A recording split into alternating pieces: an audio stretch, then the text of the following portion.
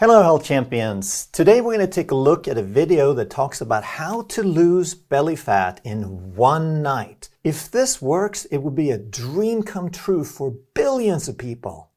How to lose belly fat in a single night. Wow, did you see that? The transformation from one to the other in a single night? Now, this video got over 40 million views. And it comes from a channel that has over 10 billion channel views. So I'm expecting for this to be some really high quality information.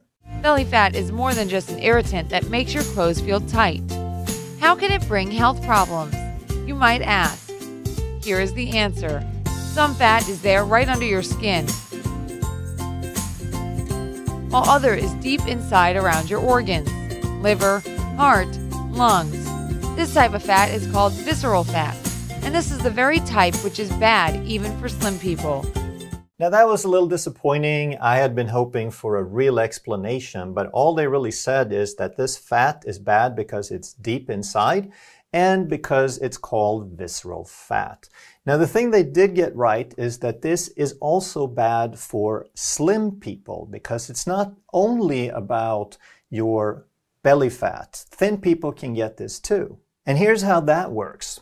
When we have things like stress, then we make stress hormones. When we have a poor diet, now we make other hormones, especially one called insulin. The stress hormone is called cortisol, and the combination of cortisol and insulin lead to hormone imbalances. And when we have hormone imbalances over a period of time, now we start to develop diseases. So we do get diseases from these hormone imbalances because any imbalance in the body means something isn't working right. And this is what gives rise to these different things. And these hormone imbalances and this poor diet and stress is also what gives rise to this visceral fat. But this doesn't make the fat bad. It's the circumstances that give rise to the fat that is bad. But again, you should know the measure, because too much of it can cause high blood pressure, heart diseases, and even some types of cancers. When they say that visceral fat causes high blood pressure and heart disease and certain types of cancers, they're falling prey to a common misconception where we confuse the association of something with the cause of something. The people who do the research on these things, they understand the difference between a cause and association. So in their papers, they always write associated with. But then the people who write about the research, who are laymen or science writers, they always call it a cause because it sounds more dramatic. But it isn't a cause. And it's really important that we understand the difference between cause and association because otherwise we don't know how to address it. We don't know how to reverse it if we don't have that clear. So what are the actual causes? Well, we have body stress, which is just a very general way of saying imbalances and hormone imbalances and so forth, like we talked about. When we have body stress, meaning we have hormone imbalances, we have toxicity, there's things interfering. When we have deficiencies, the body needs certain things that it's not getting, that is a body burden or a body stress. And then to that, we add inflammation and we add insulin resistance. And when we have these together, then these are the things that cause disease. So here we have the actual cause, not the visceral fat or anything like that. So now we get visceral fat and we get cardiovascular disease. We even get some types of cancer and we get high blood pressure. So these result from having these. But then these things also cause visceral fat. So here's where the confusion is, that a cause is a one-way street. It goes from the causative factor to the problem, but visceral fat is not the cause of this. That the arrow goes both ways. And when we don't understand this, now we start attacking the wrong thing. Now, how to know if you have too much of belly fat? There is a straightforward way to do it. Get a measuring tape and put it around your waist. Now, if you are a woman and your waist size is less than 35 inches, relax. Everything is fine. However, if it is more than 35 inches, then you definitely should consider this diet. And if you're a man, then the waist size less than 40 inches sounds pretty okay, while more than 40 inches should alarm you. Now, while it is true that your waist circumference, your belly size, is a very strong indicator of visceral fat and metabolic problems, it is not the only indicator. And as they just pointed out a little bit before, slim people can get this too. So you could be super skinny and just have a tiny little belly pouch, and that is a result of visceral fat, even though the rest of you is just super skinny. And to say that as a female, if your waist is less than 35 inches, you have nothing to worry about, or the same thing for a male, if your waist is less than 40, that's a bit simplistic too. I mean, we want to keep in mind that a lot of people watching this particular video are actually kids. So it's going to depend on your size and your age. So what if you're 12 or 14 years old and you are 4'8" or 4'10", then that 35 or 40 inch waist is not going to be a very good marker. So rather than that, we want to take a look at just a few pieces of blood work and then match the two together. And when they do blood work, the very first thing they look at is blood sugar. And it's not a terribly good or bad marker. I would measure it because it's so simple, but it fluctuates too much and it takes 15-20 years before it really gets out of control. So a much better marker we want to look at is called A1C, which is a 3-month average that can start telling us if we have some metabolic issues. Then another one that I talk a lot about is insulin, because that shows us more of the underlying problem, which is insulin resistance. Even if your blood sugar is well controlled, if it takes 5 times more insulin than normal to do it, you're still very insulin resistant, even though your blood sugar and your A1C are still looking normal. And 2 more markers I like to look at are triglycerides and VLDL, very low density lipoproteins, and they are triglyceride carriers. So these 2 markers go hand in hand, but it's good to have 2 ways of looking at it to confirm. So you don't have to get super complicated about these, but make sure that you get these on a blood test and get them on your kids too, because as we eat worse and worse and we eat more and more sugar and we move less and less, these problems start happening to people who are 12, 13, 14 years old as well. There are 2 types of shapes: a pear size when the hips and thighs are bigger than your waistline, and an apple size when your waistline is wider than your hips and thighs. So you want to be the size of a pear or the size of an apple? Well, hopefully neither, and I'm sure this was just a slip of the tongue. They said size when they actually mean shape, because they talk about pear shape and apple shape, where the apple shape, where you have your weight higher up, is usually associated with more visceral fat, and that wouldn't be such a great thing. So, if your measurements show that you have too much of extra fat around your waistline, even if you are not obese or heavy, then you should consider some ways to say goodbye to it. Sounds like an uphill task, huh? Don't give up that fast. You'll be surprised to know that this task can be accomplished within 1 day. Now that's so exciting. I don't know about you, I'm on the edge of my seat. I can't wait to see what this is going to be. So, are you ready to hear the most amazing diet ever? Here's how you can do it. You should start right in the morning, 8 a.m. Drink a glass of warm water with some lemon juice in it. Good start. After a couple of hours, take another glass of warm water with apple or orange juice in it. All right, so let's talk about what's happening here and why this might actually work. So if we wake up in the morning and instead of having breakfast, we just have something to drink that has no calories or no sugar or so little that it doesn't matter, now we're going to basically continue fasting. So during the night when we don't eat, we are fasting. And then if we wake up in the morning and we have a big breakfast, we're going to raise blood sugar, and this blood sugar is going to require insulin, and insulin is going to take that sugar into the cell, and part of that is going to be converted to fat.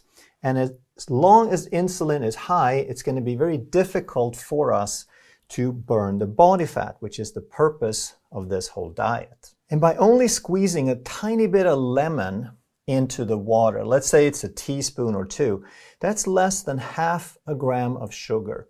And in your bloodstream is already circulating 3 to 4 grams of sugar, so another half a gram is not going to make a difference. It's going to be a blip that doesn't even register. So then we go another couple of hours, but next time we drink something, according to the diet, now we mix in some fruit juice. We have apple juice or orange juice. And they don't tell us how much, but if we have 5 or 10 grams, that is pretty significant. So now we get a blood sugar spike, we get an insulin spike, and we break this nice momentum that we have. It's still going to work because we're eating so few calories. There's so little fuel coming into the body, so it's still going to work. But this little spike here is rather unnecessary. It's just to satisfy the sweet tooth. And it's a little defeating because we're trying to teach the body to burn fat instead of carbohydrate and sugar. But the body, when it gets the sugar, it's less likely to continue burning fat. Then at noon, get yourself a cup of green tea. Not bad. After an hour, you should drink a glass of cold water with carrot juice in it. At 3 p.m., take a cup of your favorite tea. Do you like it so far? At 5 p.m., have a glass of your favorite juice. So we're still on a pretty good track. The almost fasting continues, and we have some more tea. And while we're having tea or water or coffee with no calories or sugar, this line keeps going down. The blood sugar and the insulin keeps going down. And then we have water with carrot juice again, and we have another little spike like we did before. And then we have some more tea, and we're back on track. But then, for some reason, they tell you to have your big meal of the day, if you will, and you drink a glass of your favorite juice. And what happens now is, they again don't tell us how big that glass is, but it's pretty easy to get 30 or 40 grams of sugar in a glass of juice. And you're going to get a pretty significant blood sugar spike and insulin spike. So this still works because the calories are so few, but it's unnecessary to fluctuate to create this blood sugar roller coaster. You'd be much better off actually just having water and maybe having an avocado or something that's very, very low sugar and is still going to give you a little bit of satisfaction. After another couple of hours, take one more cup of green tea. At 9 p.m., grab a glass of water with grapefruit juice in it. We are almost there. Finally, after another hour at 10 p.m., you should finish the diet the way you started it. Have a glass of warm water with some lemon juice in it. And then after this, you continue drinking tea, and then you have a little bit more of the water with some juice, and then you have the water with just some lemon juice, so just a tiny spike, insignificant blip. So overall, you're basically not eating anything. It's so close to fasting that you might as well just fast throughout the whole day. And if you did that, you wouldn't have these small spikes of blood sugar, and you'd probably be much better off because the sugar just makes you hungry and gives you cravings for things. It is probably hard to believe, but your tummy will become flat in just 24 hours. Moreover, your body will get rid of all the toxins. Wow, a flat belly and get rid of all the toxins in your body in 24 hours. That's pretty amazing. So it just makes me wonder, why am I spending so much time explaining these things on my videos? And why did I waste all that time going to school when there are brilliant pioneers like this just paving the way for revolutionary breakthroughs? But in the end, it's all about results, right? So did they get any results? What are people saying? So here's one that says, I tried it and I lost 2.5 pounds. So it worked, right? That must be proof that it's working. The next one says, I can't believe it actually works. I did this diet yesterday with high hopes, and today I stood on the scale and I lost 3 pounds. So with those fantastic testimonials, it seems like this is really the thing, right? But let's talk about what actually happened. So when you fast, which this diet is pretty much just pure fasting, you're not really eating much of anything, your body still needs energy. It's going to use up about 2,000 calories. And we'll just use that number. Some people are going to be 1,500. Some are going to be a lot more, depending on size and activity.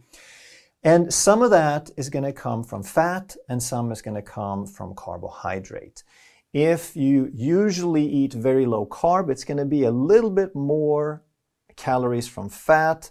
But if you eat like most people, like a standard average diet with bread and pasta and a little bit of everything, you're probably going to burn about 50% of your calories from fat and 50% from carbohydrate. So 1,000 calories of carbohydrate is about 250 grams. It's a little more than half a pound. And where does that carbohydrate come from if you're not eating any, or if you're just eating a little bit of sugar? You did get a few grams through the juice, but you're still going to need a lot more energy from someplace else. And the body stores glycogen. It takes these glucose molecules and it links them together, and it kind of builds a tree, and it puts that in the liver so you have a little bit for backup. And you have enough glycogen to last you for 24 hours or even a little bit more. As you start running out, your body will start conserving that and burning more fat. But let's say that you use up 250 grams, which again, it's a little more than half a pound of glycogen. So first of all, that is where some of your weight loss is coming from. But then what we need to understand, and this is the key, and this is why you're going to lose weight on the scale every time you restrict something for a short period of time. This glycogen, which is the first backup fuel for the body, every gram of glycogen holds on to about 3 to 4 grams of water. All right, so 1 gram of glycogen holds on to 3-4 grams of water. That means 250 grams of glycogen is going to hold on to 3 to 4 times that much. So right now we're talking 2 to 3 pounds of water plus the glycogen. And this is exactly where the weight loss is coming from.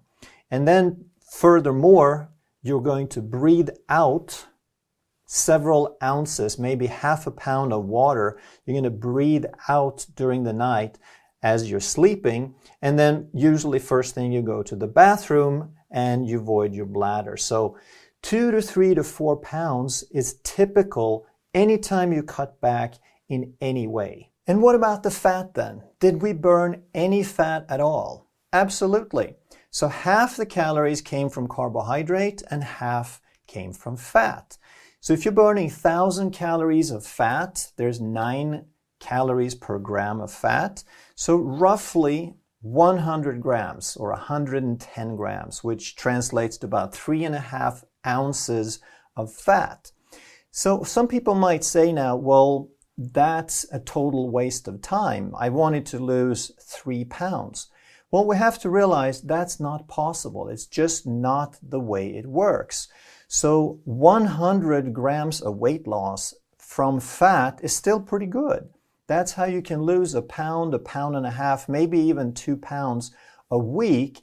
And if you can continue doing that steadily, you have a solid weight loss plan. Now, the problem is that the plan promoted in this video is nothing like a solid weight loss plan. It's a one-day plan. And furthermore, even though you're just burning 100 grams of fat, it suggests that you can go from this to this in one day. And it says you can go from this to this in one day. or from this to this in one day by losing 100 grams of fat. Let's look at a couple more testimonials or comments here. So someone else says, I'm happy for you. It's commenting on one of the people who lost weight. I've always tried to lose weight because the kids in my school bullied me. And so did my dad and my brother. I'm trying this diet tomorrow, and I wish everyone else the best of luck with their weight goals. So this really got to me. This is a real thing. There are millions of kids out there. This video got 40 million views. There are millions of kids out there who are trying to lose weight. They're insecure, they have emotional problems, they get bullied, and then there are videos that suggest that you can transform yourself by burning 100 grams of fat over one night. And the problem is that the people who make these videos, they don't have a license to lose. They don't have any expertise. They don't have anyone to be accountable for. They just have to put up a crazy video with some crazy claims. And therefore, they can get away with outright lies. In doing so, they distort everyone's expectation. They feed into this idea that we have through every magazine stand and all the rumors and all the diets that somehow you're going to create these miraculous results if you just find this one little secret. And then the kids try this and they lose 3 pounds, and then as soon as they start eating, they gain all that water right back, and now they're wondering what's wrong with me because apparently it worked on somebody else. And now we feed into the idea that one-day diets are okay, that they can create results. They get away with promoting weight loss that isn't fat loss. And of course, everyone realizes because they think this is just one day, they think they're going to get results. They don't expect to ever having to do this again. But this is not sustainable because this doesn't add any nutrients. There's no plan in here for how you're going to sustain this. So basically what they're training people to do is to get on this eternal yo-yo path that everyone has tried and everyone has failed. And I know someone's going to compare this to intermittent fasting and say that they're the same thing. So let's just look at them a little bit side by side here. That this diet that they've been promoting here is the best thing that you can say about it is that it's almost a day of fasting. But other than that, it pretty much fits every other useless diet out there in that it's all about just eat less. And they think that if you eat less, then you're going to burn calories, but they don't understand that the body adapts, that you lose a little weight initially, and then it comes back and you gain it back and then some. And in doing that, you set yourself up for an eternal yo-yo pattern of dieting. And these facts combined with the fact that people don't understand what they're doing, this is what sets people up for eating disorders. So if we ever want to get past this, we have to start understanding how does the body work, what happens when I do this or that. And what I talk a lot about is intermittent fasting, which is time restricted.